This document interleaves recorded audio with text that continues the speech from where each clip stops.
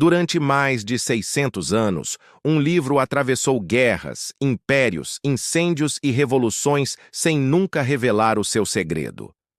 Um manuscrito escrito numa língua que ninguém consegue ler, ilustrado com plantas que ninguém consegue identificar e estudado por gerações de especialistas que falharam repetidamente em decifrá-lo.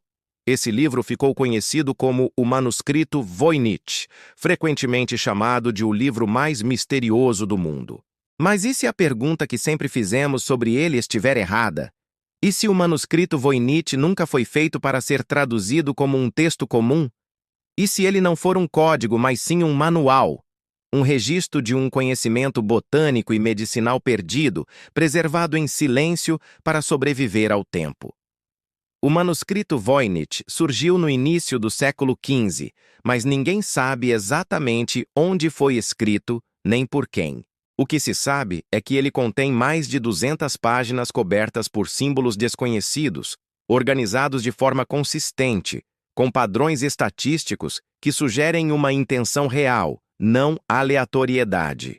Ao longo das páginas, aparecem ilustrações de plantas estranhas, algumas semelhantes a espécies conhecidas, outras completamente diferentes de qualquer coisa que exista hoje.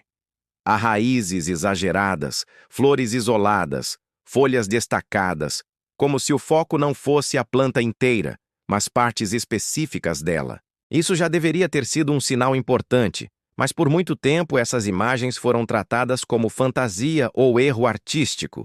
Durante séculos, a principal tentativa de compreender o Voynich foi tentar descobrir qual idioma ele usava: latim, hebraico, árabe, línguas artificiais, cifras complexas, tudo foi testado. Nem mesmo os melhores criptógrafos do mundo, incluindo equipes modernas com computadores avançados, conseguiram chegar a uma tradução definitiva. Muitos acabaram concluindo que o manuscrito era uma fraude engenhosa, uma brincadeira medieval elaborada para enganar colecionadores ricos. Mas essa explicação tem um problema sério. O texto do Voynich possui uma estrutura interna consistente demais para ser um engano. Ele segue regras, repetições e variações naturais, como qualquer sistema criado para comunicar algo real. E então surge uma hipótese inquietante. E se o Voynich não for um texto feito para ser lido em voz alta, mas sim interpretado visualmente? Um manual prático, feito para pessoas que já dominavam o básico daquele conhecimento. Em outras palavras, um livro que não precisava ser traduzido porque seu público-alvo já sabia o que procurar. Isso muda tudo. Quando olhamos novamente para as ilustrações, com essa ideia em mente, elas começam a fazer mais sentido. Muitas das plantas desenhadas parecem não representar espécies completas, mas composições. Como se fossem guias visuais de propriedades, não retratos botânicos tradicionais. Raízes destacadas podem indicar onde está o princípio ativo. Flores ampliadas podem mostrar o ponto de extração. Folhas isoladas podem indicar dosagem ou preparo. Em várias culturas antigas, especialmente antes da separação rígida entre ciência e espiritualidade, o conhecimento das plantas era tratado como algo sagrado. Curandeiros, monges, xamãs e médicos naturais não viam a natureza apenas como matéria-prima, mas como algo vivo, interligado ao corpo humano e à mente. O uso de plantas para a cura envolvia observação empírica, mas também rituais, ciclos da lua, estações do ano e estados de consciência. Muitos desses saberes foram perseguidos ou apagados ao longo da história, especialmente durante períodos em que instituições religiosas ou políticas buscavam controle absoluto do conhecimento. Na Idade Média, possuir certos tipos de conhecimento natural podia ser perigoso. Curar sem autorização oficial, utilizar ervas consideradas pagãs ou misturar medicina com espiritualidade podia resultar em acusações de heresia. Nesse contexto, esconder o conhecimento não era uma escolha estética, mas uma questão de sobrevivência.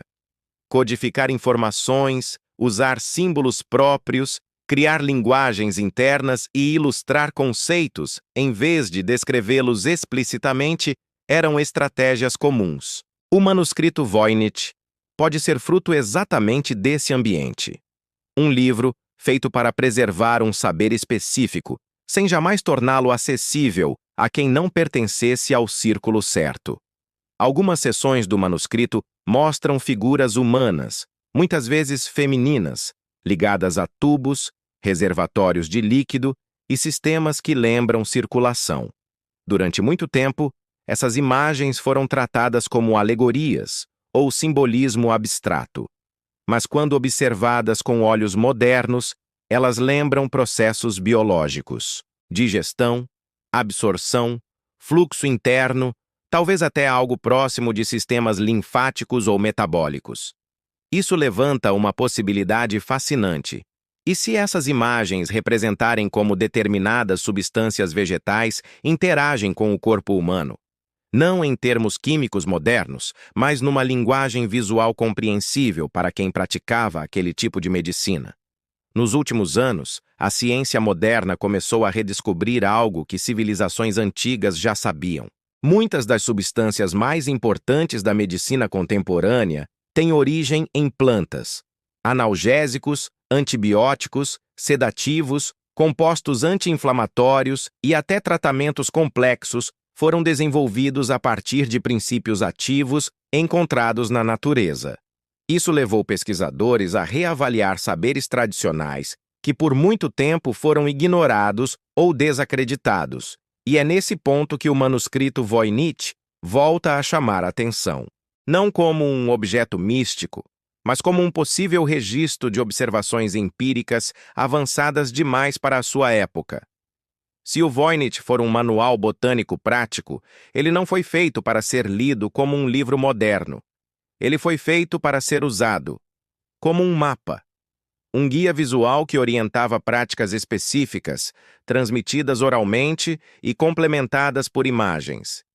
Isso explicaria por que o texto parece estruturado, mas não traduzível, porque talvez ele não represente palavras no sentido tradicional, mas conceitos, etapas, variações, combinações. Uma linguagem funcional, não literária. Talvez o maior erro cometido ao longo de 600 anos tenha sido insistir em traduzir o manuscrito Voynich como se ele fosse um texto comum. Talvez ele nunca tenha sido um enigma proposital. Talvez ele tenha se tornado um mistério apenas porque o mundo que o produziu desapareceu. As pessoas que sabiam lê-lo não deixaram descendentes diretos. As práticas foram interrompidas, as tradições quebradas, e o livro ficou sozinho, falando uma língua que ninguém mais se lembra como escutar. Se essa interpretação estiver correta, o manuscrito Voynich não é apenas uma curiosidade histórica. Ele é um fragmento sobrevivente de um conhecimento interrompido. Um lembrete de que a humanidade já construiu sistemas complexos de compreensão da natureza muito antes da ciência moderna. E também um aviso de que progresso não significa necessariamente lembrar de tudo. Às vezes, avançar significa esquecer. Talvez o Voynich nunca tenha sido indecifrável. Talvez nós é que nos tornamos incapazes de entendê-lo, porque desaprendemos a linguagem da observação lenta, da prática contínua e da relação direta com a natureza. E agora, 600 anos depois, só conseguimos olhar para ele e chamá-lo de mistério.